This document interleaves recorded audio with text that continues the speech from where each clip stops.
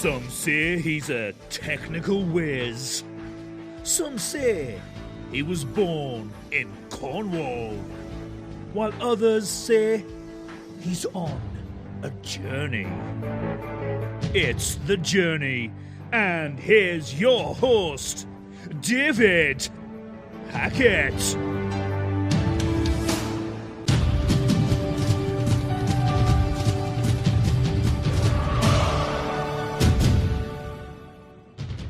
Another journey, and today's guest is a life coach for both Christian men and women going through big changes, and they guide them to identify life losses and process grief as love to move them from death to new life. This guest also helps them metabolize grief to release what is not needed and retain all the nutrients, learning, and wisdom. Those who work with this person want to love well, grow the capacity to receive love, and experience wholeness to begin again with joy and confidence.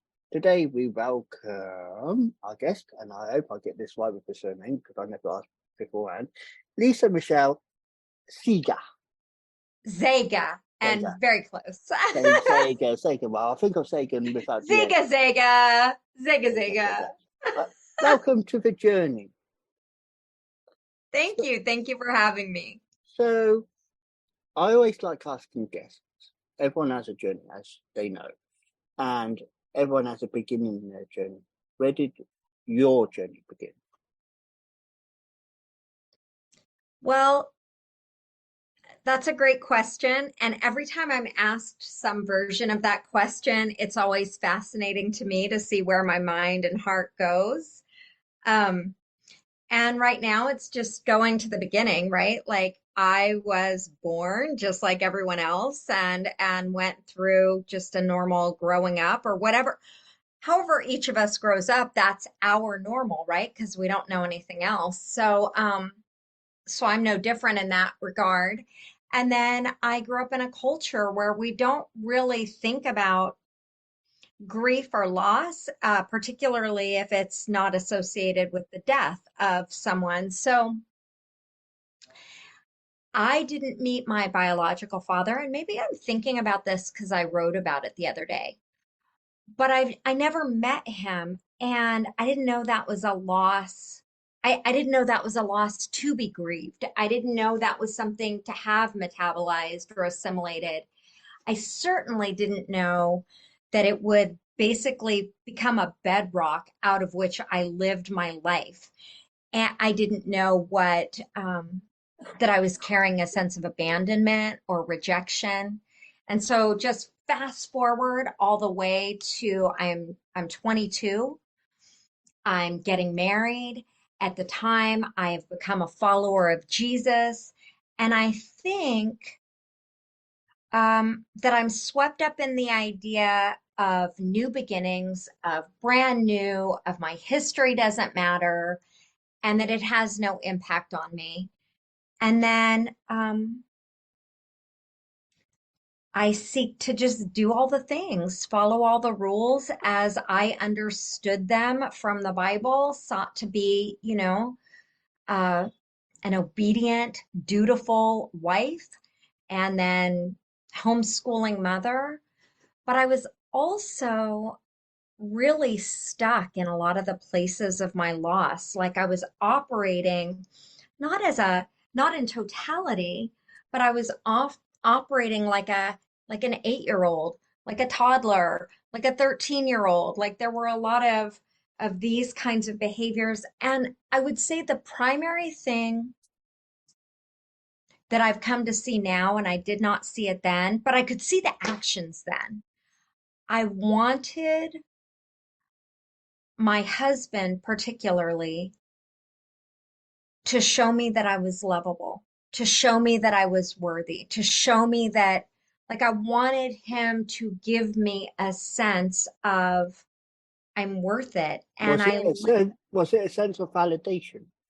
Yes, like, and give me validation. And also, I took his criticism very harshly, like my whole sense of identity or who I was as a human being was wrapped up in how well I performed, how well he authenticated that I was good, that didn't create a lot of room for working things out or, and then I was married for 23 years.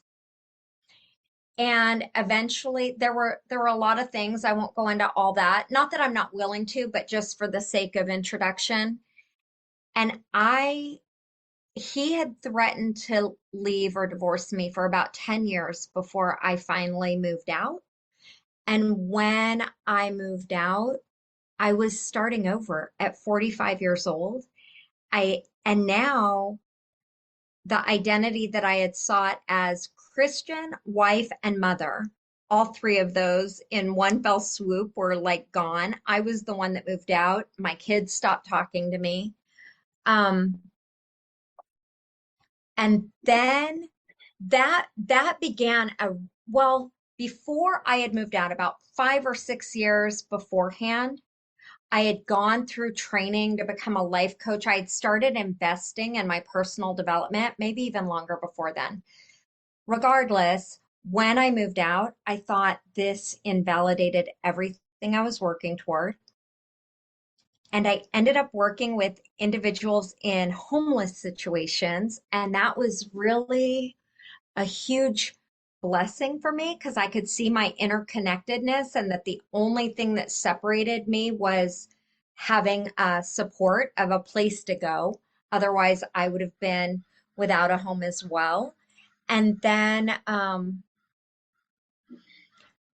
in trying in training, in being trained to be effective in working in that environment, it was like it braided together with my training as a coach and personal development, and then I began to develop my own views and ideas about what coaching would look like.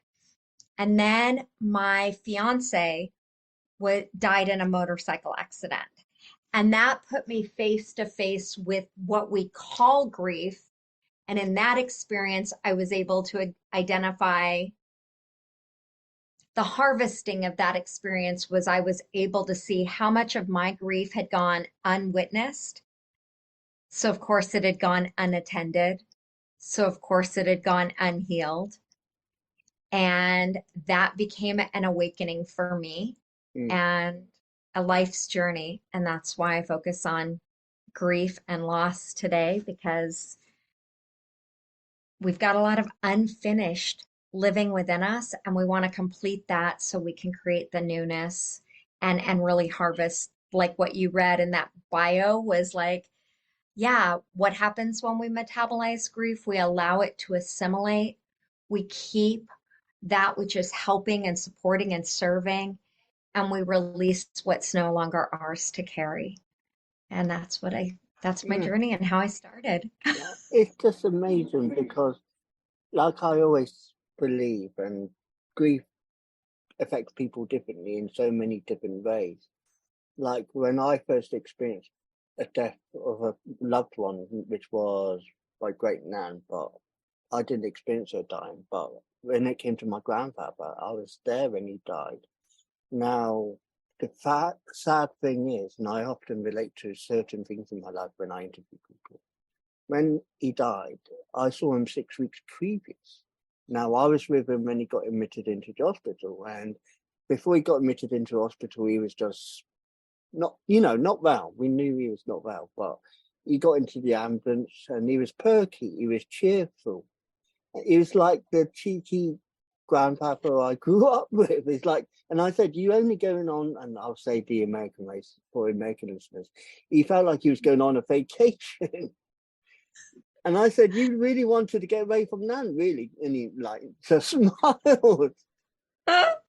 And I was effectively there when he went into hospital, and they just said he'd be home within a few days, nothing of it. And then I went back from where he lived, and went back to where I lived, which was about 290 odd miles away. And just randomly, I was with my ex-partner at the time, and she was going to Canada to see her grandparents, and she said, "You should go to see your grandparents because my grandfather was still in hospital." And she said, "Go, and it get paid for." Now, I'll say the British way of saying the money on here, but normally it would have cost me like £130 at the time to get to where they live because I went by train. The train ticket I bought for that time to go there was £45, which was a blessing in its own right mind.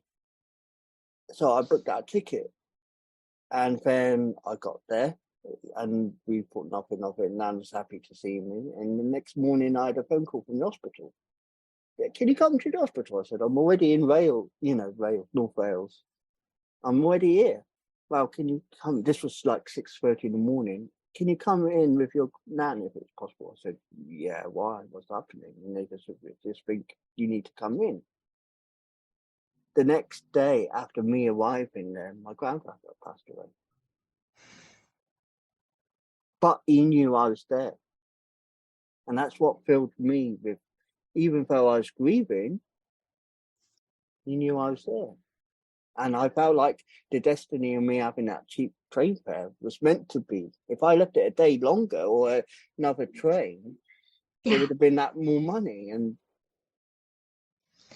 It's the story you just told, David, is such a beautiful both and story. Like one of the things I recognize, and we do this in all of life, is we are conditioned towards an either or, right? Like, so here you arrive, and one, you can see all these magical experiences, like the whole universe working and aligning for you to get there to see him.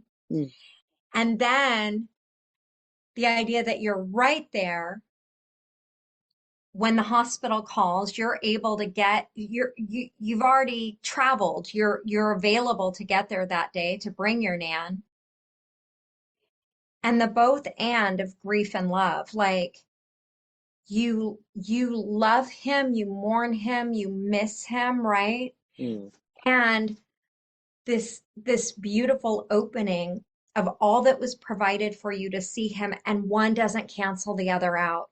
Like, I think one of the things I love about, however you would say it, surrendering to grief, being with grief, embracing grief, and it opens our heart to more pain. I mean, I'm not like, it actually opens our heart to more pain, and it opens our heart to more joy, more love, more like a wider embrace of our lives, of ourselves, of our people. And that's what you illustrated in that, like, and to be able to go back and look at the way everything aligned for you to get there. Yeah. And for him to know. Yeah, because he wasn't awake when I did get to the hospital. He was not even a coma. He was just asleep. So that's what and it was just a little thing I was doing, which was tickling his feet, and he knew I was there because he. So it's that little thing. So it says that. So one of the questions you've highlighted, and I will use some of the questions that have been highlighted. How is grief love? Because obviously people will say grief is grief, and grief, nothing else in between. You know, I've thought about this a lot because I use that phrase, grief is love, and it could be said, grief is grief and love is love. And there's an alchemy that happens. Oh my gosh, this is coming to me in a new way. So let's imagine a bowl of grief, right? There's a bowl of grief. And when that bowl of grief does not receive love, it stagnates. It stinks. It gets stuck. There's a film on top. Everything you can imagine with water that goes stagnant, right? It becomes unhealthy. When we allow our grief to receive love, it grows into more love. And it actually alchemizes, like it becomes something new, so that it actually feeds us with a greater capacity to give love and to receive love. Because I want you to think about this. When grief, it's it's just crazy how this is really coming to me more clearly in real time. If you think of stagnated grief, like this is what you're carrying as a stuck energy in your body, then it lives in a way like fear, like anxiety, like self-protection, and you're holding it, afraid actually to embrace love, maybe afraid that it means that you're not honoring what was lost. Maybe it's a form of self-protection, but it's counterintuitive, because if I now, that stagnation is living in my body and keeping me isolated and alone in certain ways, right? It might even be someone's like, well, I'm not alone. I'm out with all my people, but they don't really know me, or they don't know the sadness that I'm carrying, or I keep my tears to myself. And so then it just shows up in our body, in other ailments of our body, because our body's holding it. But if I open that bowl of grief and let love pour in, then not only does something happen to that grief and now it moves and brings new life, but the love that I poured in expands beyond the love that I originally gave. Like if you think of our muscle, right? I go to the gym, I exert, I'm willfully allowing this muscle to be stressed. I'm attuned to it. It breaks down and it comes back greater than its original form. Mm. That's that's how I would say grief is love. Yeah, so it goes on to saying, why does this matter? Because some people think it doesn't matter, and then that's where they climb up. That's where as you said about stagnant. Yes. You know, one of the things I'll use to answer that, because I'm thinking about doing this for my community, we cannot watch a movie or a television show without seeing some version of this. So there's a popular series out right now, Yellowstone. There's another popular Netflix series called Firefly Lane. There's another one, Dead to Me. But okay, so these are the top three that have just come to mind. When you look at the characters in these stories, it's very clear why it matters.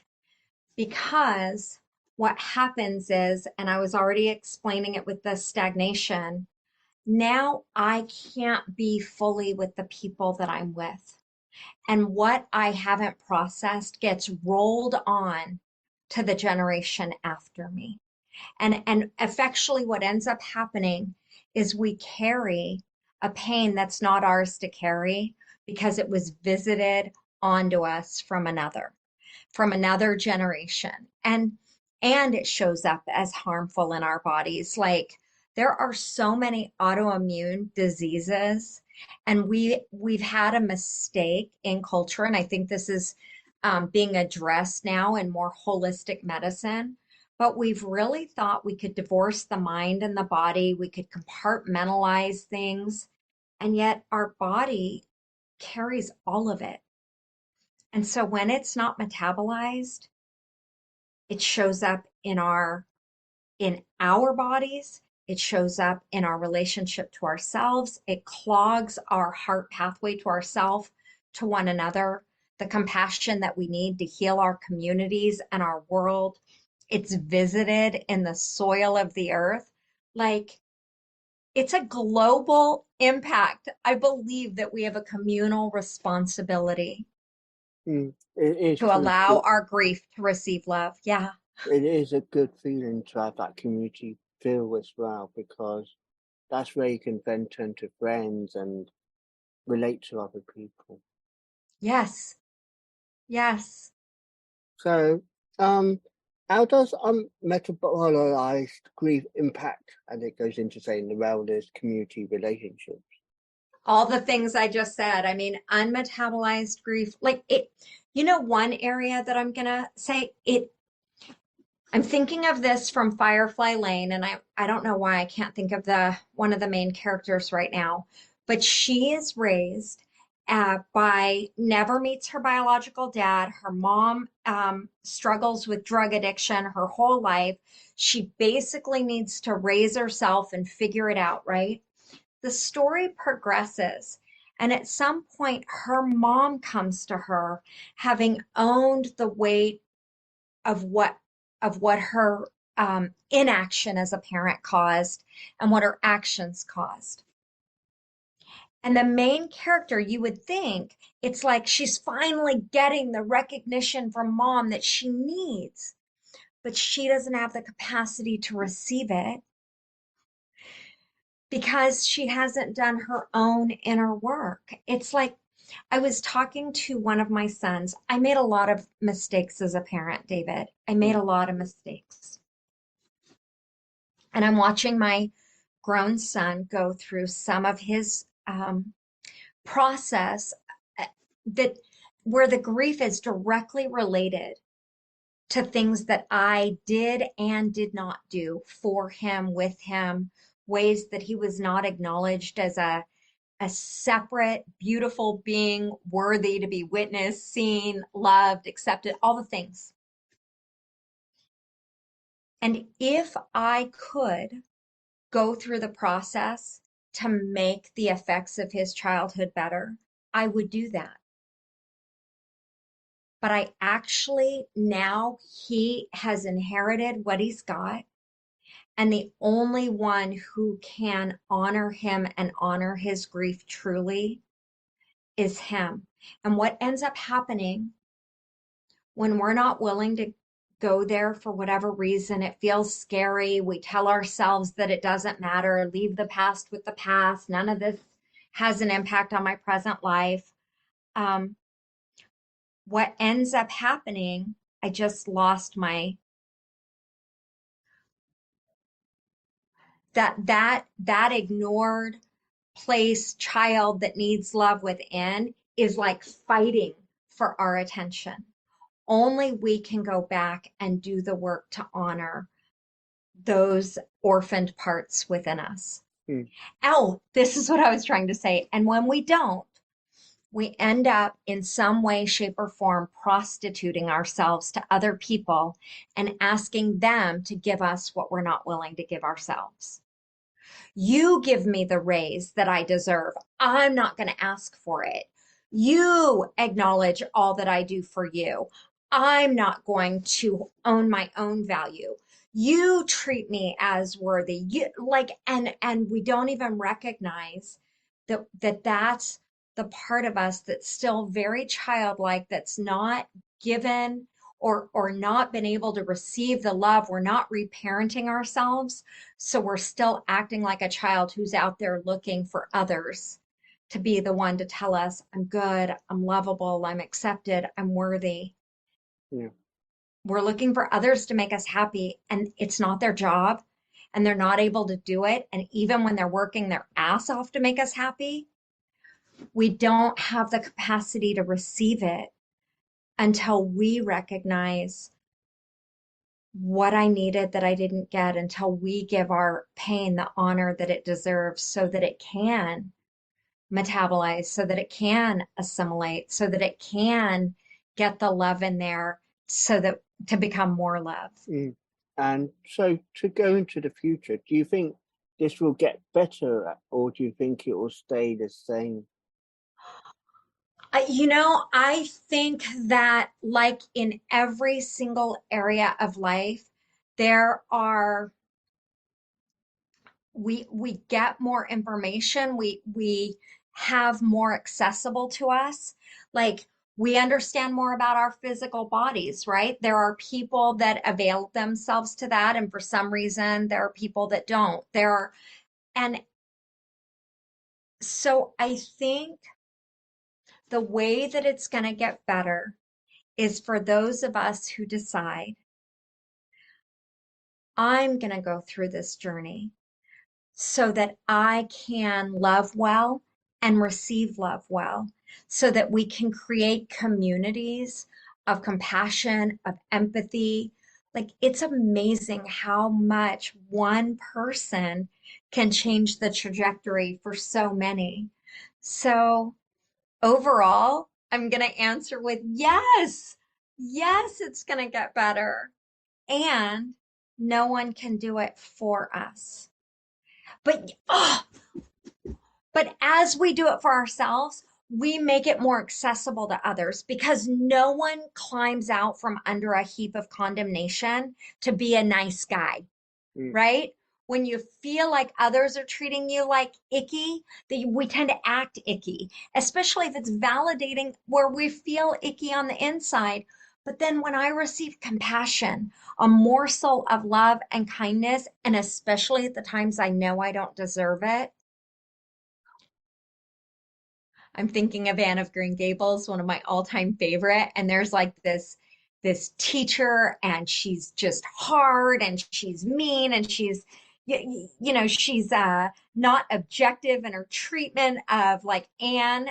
And Anne treats her with all this love, and then as the movie unfolds, you see this lady with a tight bun on her head, like her hair lets down, and she's loosening up and she's enjoying a bite of a yummy red apple. And she didn't choose the journey for herself. Someone else's compassion opened her heart. So as we choose the journey for ourselves, we never know how many hearts we are allowing to break open. So, last of all, what would you say to people watching, listening to this now to go forward? I would say what you most desire, whether you want an intimate relationship with your partner, whether you want to feel self-confident at work, whether it requires us to go the places that we least want to go. And that's where all the magic of the transformation for the things we want that we don't yet have gets to happen. And it is scary. It is scary. So the fear doesn't go away, but we find then that we are greater than our fear. So like every epic tale you've ever watched, right? Like when Frodo and Sam go in Lord of the Rings, they don't want to go. And then we all root for them and we look at who they become. And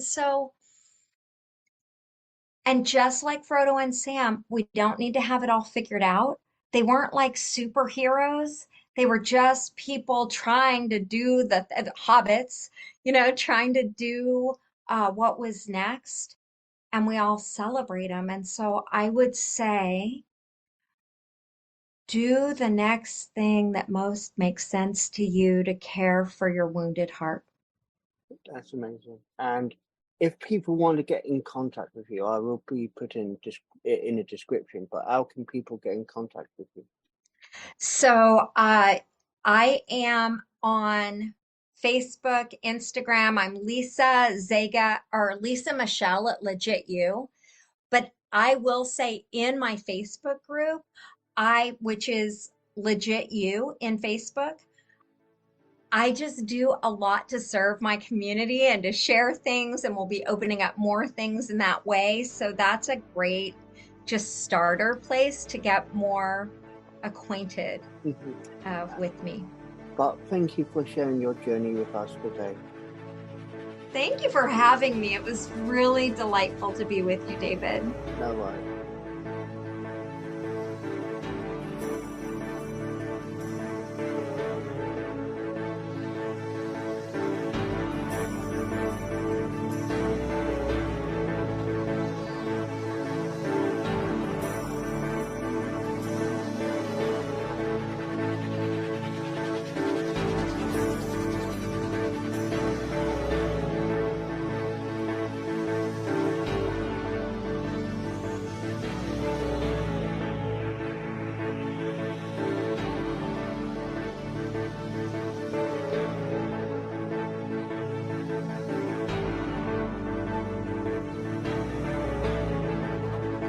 That was The Journey, hosted by Wise Words Imaging, hosted by David Hackett.